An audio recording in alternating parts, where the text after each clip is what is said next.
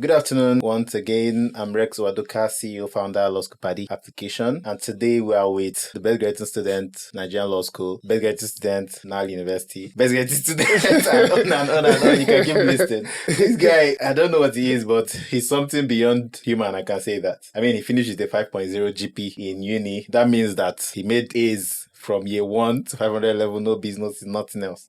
I don't even know whether it's possible, but I mean, it has happened. So yeah, then he was just collecting everything, MCQ, everything. He was just taking everything while I was in Nigerian Law School. So luckily we're here. We're privileged to have him today in the studio, and welcome again to the First Class Podcast by Lawschool Paddi. Today we are with Busayo, and I'll allow him to introduce himself better. Yeah, my name is Oluwabusayo, Ifonlaja, and I'm a legal practitioner. I think that works. Anytime you see this video, I say his name is Oluwabusayo Ifonlaja. Anytime you see the video, just browse. Oh, who is Oluwabusayo? Ask ChatGPT. I'm sure you'll show you a lot about him. Okay, so we'll move right into it. Brief profile. What campus do you finish from? Your university background? What university? I've said all that, but yeah, I want you to say it again. So I got a scholarship in 2018 to the University of Nigeria after being the overall best student of Nigerian Tulip International Colleges. So I got a fully funded scholarship to Nile University in 2018. Through to 2023, and I was fortunate enough to graduate as the valedictorian of the class of 2023 with a perfect GPA of 5.0. Soon after, I went to the Nigerian Law School, and as it happens again here, I'm also the overall best graduate student of Nigerian Law School. I went to Lagos campus. Okay. Yeah. Nice. He's being very, very modest. You can tell, so he has so many other accolades attached to his name and history and his life. But yeah, let's keep it at that. So what's your motivation? Why are you always intentional about making this first class, or does it just happen? What's it about? My family has a sort of, my father, whenever he calls me, be like, first class, it's first class. So there's always this atmosphere at home, you just want to get the best of grades, right? And I always had this mentality. I just wanted to get the possible maximum mark, whether 100 was first class or 2-1 or... I just wanted to get the maximum mark, and that was my goal. Though, of course, a good number of times I won't get 100, but then because that was my aim of just trying to do the best as much as I can, because, something worth doing is worth doing well. Mm-hmm. Yeah, so that has always been my drive, and that has been like the foundation of how much I strive to achieve things in life. If you had to compare your initial expectations of law school versus the reality of the Nigerian law school, how would you put that? I said earlier that I had a 5.0 CGPA in uni. And then at that point, I've heard different stories about law school that, at the BGS of one set to add 2-1 or add 2-2, and all these stories of, private uni, public uni. At that point, I just wanted to have a first class. I just wanted, let me save my 5.0 and just have a first class. Mm-hmm. But then when I got to the Nigerian Law School and then certain events came up, I became a group leader. Things happen in Lagos campus where they make group leaders answer questions, and then answer questions in a way, and people like, this boy, people see me always on top on love, and I'm like, who is this Busayo guy? Because I had friends from my uni calling me, we've heard of you. It feels like you're making waves in your campus. So I started seeing the level of belief people had in me. So people saw me in that status of BGS, and then so until that point that I thought to myself, it's not that everybody is calling me BGS. Since maybe it's possible, so I started working towards that goal. Though I didn't specifically say that, I want BGS, but everybody could see it in my attitude and how I just that level of that gradual progression of desire. The funny thing that the eventual outcome is how everybody saw it to be and how I desired it to be, and it's just a beautiful experience. Oh, nice one, nice. So at Nigerian Law School, what was your daily schedule like? Did it change over time? Or was it constant? It did change, but they were just like slight modifications. So I realized that when I got to Nigerian Law School, I decided to frame a schedule for myself in looking at, the activities and the time frame. What time do I read? From what time to this time? So I'm someone that has a specific time for things. So I can have a time that, if I want to watch movie, it's 1 to 2. I want to eat, it's 6 to 6:10. I want to do this. So I created a schedule while doing law school. So immediately after class, I was a group leader. So I couldn't escape group meetings. Even though sometimes I wanted to escape, but I couldn't. So initially, my plan was after a group meeting, I would go get some rest, then start reading at night. And I realized that the time was not enough for me because of my style of reading. I spent a number of time reading stuff.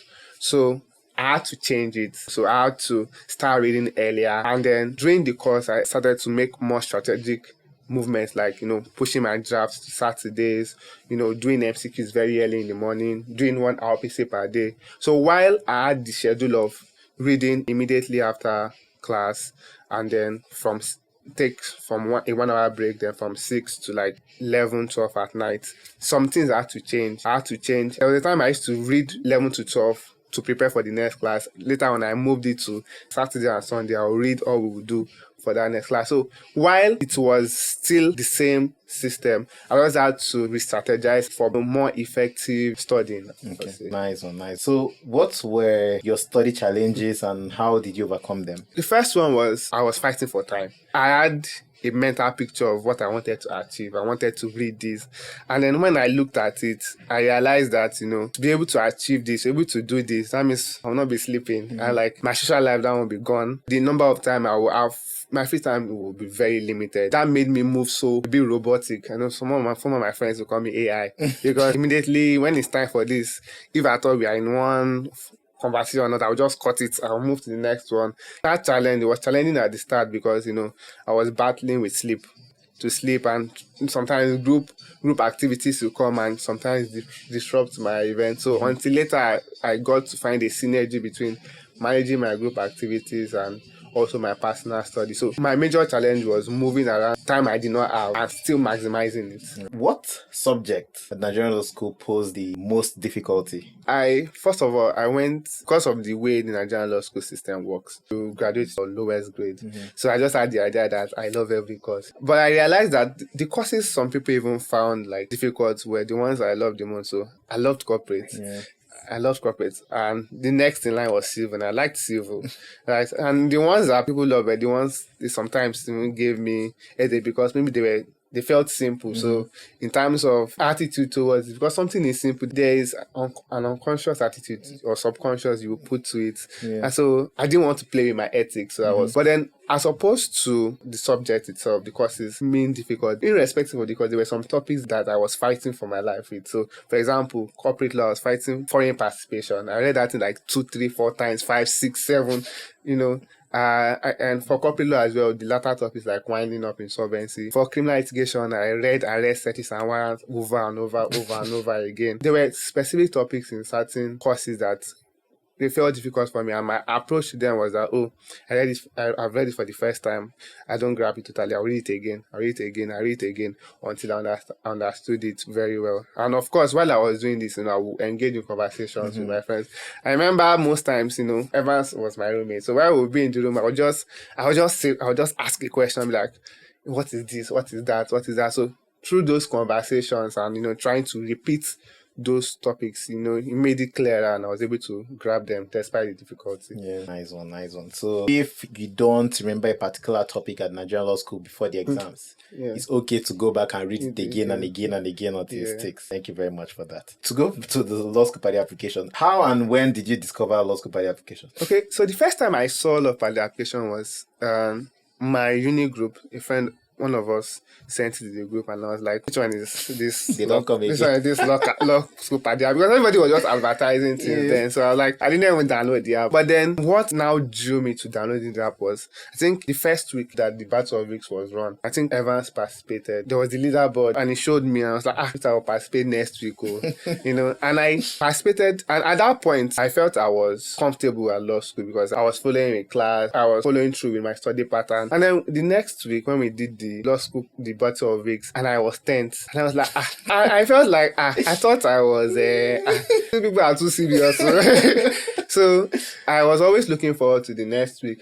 So that gave me a shift because Battle of Weeks was like a weekly check for me. So the next week, I think I was fourth, and then to climb up like that to first start comfortably there. So you start comfortably. You didn't own it. So which specific features of the Lawschool Paddi application did you find most helpful? Generally, the Lawschool Paddi application, one interesting about it was that wherever I went to, or wherever I was, the Lawschool Paddi application was with me because my phone was usually with me. And that is the best feature, like the best characteristic. Like, because everywhere I was, I could easily just bring out my phone to pass questions, do MCQ, do this or that. That was like biggest selling point for me.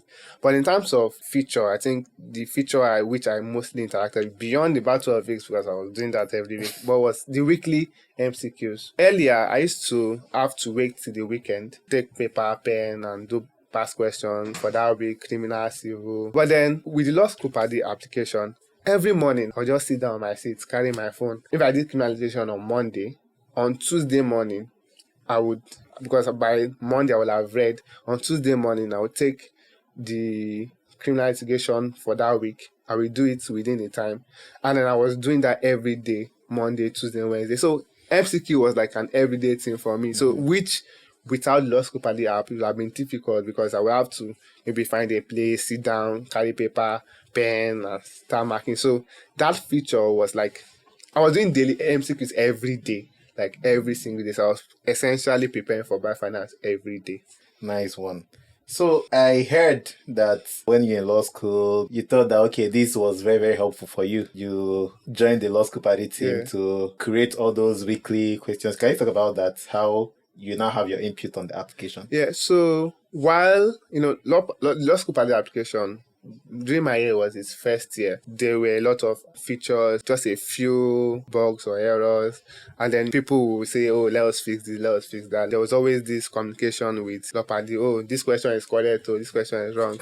Because I was very much involved, whether they say Lawschool Paddi is this or that, I know that this Lawschool Paddi, I'm using it, and it's been very helpful. So just to ensure that people key into the application, I saw that, okay, what are people's concerns with some of the answers? So I was like, oh, why not also be involved in the Lawschool Paddi application? People behind it have done a lot of work and have helped curate my experience at the law school. How can I give back? I might not be like them, Badmus, Agbata, Kondi, and write an actual handbook, but then I can help with the past questions and also improving the credibility of Lawschool Paddi application. I got on the team with CEO, which I always call him CEO because the time where I won the 50K, that's where I got his contact. So from there we've been communicating. Sometimes I see texts from current law school students about the app, and then I'm always encouraging them, and I'm like, oh, updates on his way, I've been involved in so don't worry. Also, one particular thing is there are a lot of past questions around, but then people are always journeying from, why is that? How do you write first class way? How do you write prize winner way? How do you write BGS? I'm like, no worry, all these things that are not publicly available, you will make available at the Lawschool Paddi application for everyone to learn from and sit as a template. And I believe with this, there'll be better success rates, and it will reduce the level of lack of information that some people might have. Yeah. Okay, so if you're thinking of how to, definitely you cannot see the scripts of a BGS after the results are out. But if you're thinking of how to answer questions like a BGS, like Busayo, virtually all, if not all, the past questions from 2013 or 2012 to date on the application were reviewed and written afresh like a BGS should write it by Lawschool Paddi. And also the weekly test and Battle of Weeks, everything goes through Busayo's desk. And matter of fact, Busayo acts as the chief data officer of Lawschool Paddi. Even though we're not paying him, but he's doing it for you. So thank you very much, Busayo, for that. So on your career outlook, what are you looking at? I don't know whether it's a question you want to answer at the moment, but what are you looking at? How do you plan to design your practice of law? So practicing law, legal profession has always been a childhood dream. I'm just grateful to God for, the success behind, the academic trajectory, and now that I'm a legal practitioner, I would say my current view is having to practice.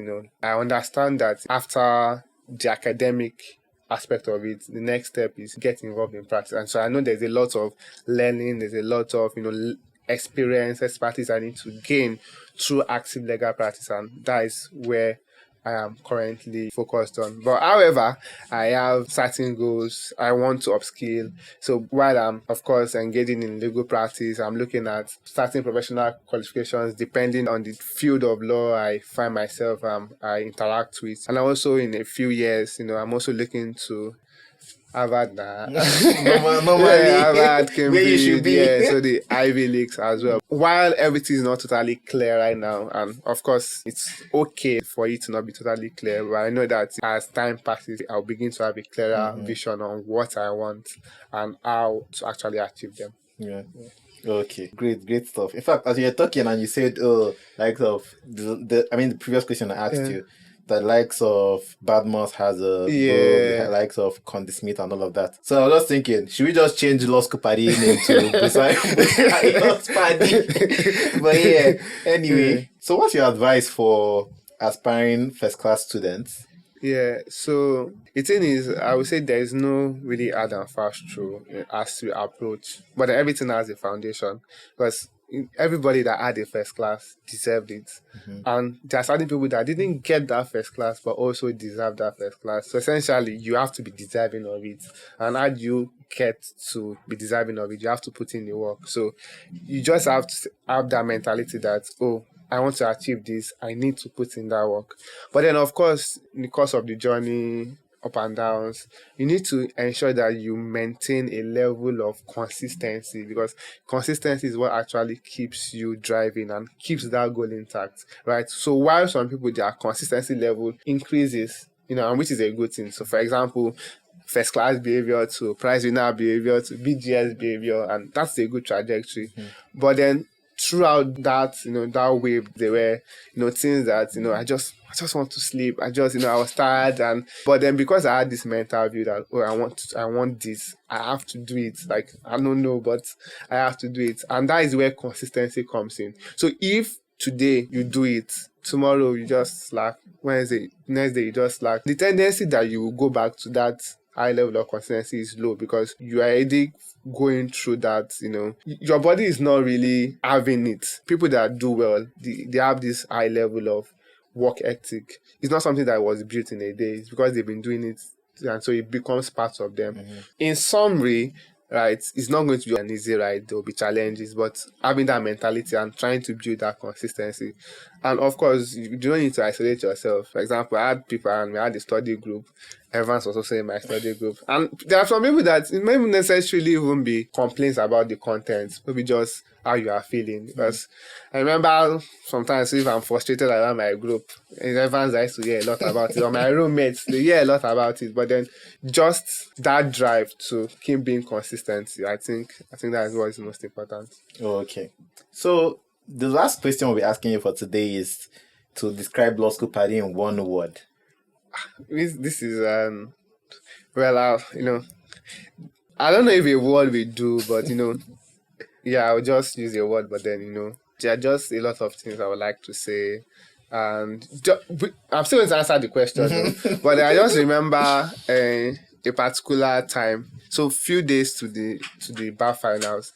I think the day before, the morning for the first paper, Rex sent me a text and it was like, I can't particularly reproduce what he said, but it was like, you've been doing it, your records have shown it, this is the big day, just be calm, just rest assured that you will do it. And that was, that encouragement. At that point, a lot of things would have been going through my mind. Oh, everybody's calling me BGS.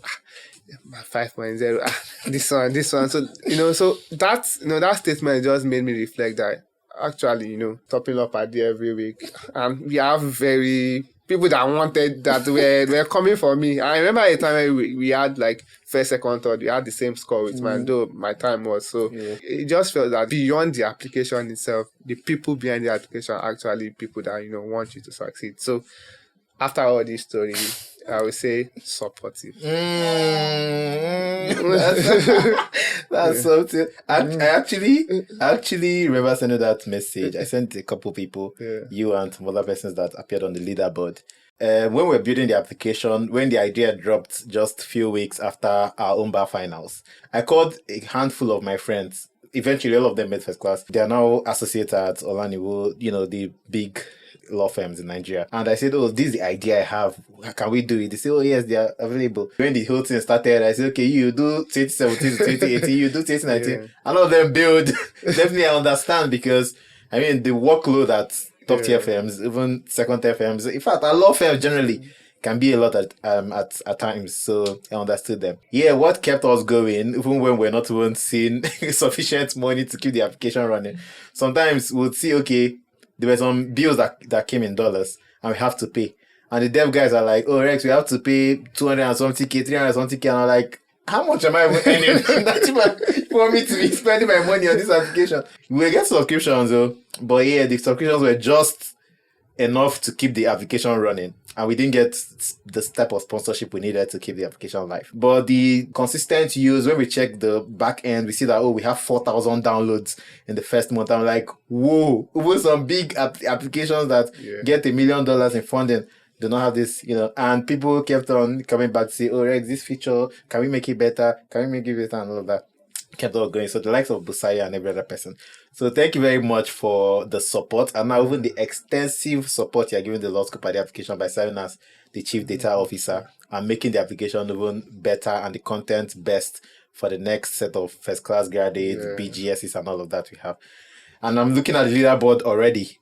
Definitely, I've not seen anybody that has Busayo's consistency as like having been on the leaderboard every other day. But I've checked them out. When I check them out, I'll say, oh, let me even go and check. When Morenike won the Reginald Aziza's season, I went on LinkedIn. I said, who is this person? I went on LinkedIn. I saw her. I say, oh, damn. When Busayo said, get on the, when Evans started getting on the, I checked them out and I see that, oh, these guys have track record already. So the same thing now. When I check the leaderboard and I'm seeing, let me just feature somebody. Let's say David Samuel. And I'm seeing David Samuel and I'm checking his track record. I go to LinkedIn, and I see, oh, this guy is already at first class in uni. And I say, okay, the stars are already aligning. So thank you very much, Busayo, again for giving us this opportunity of interviewing you. And also joining the team.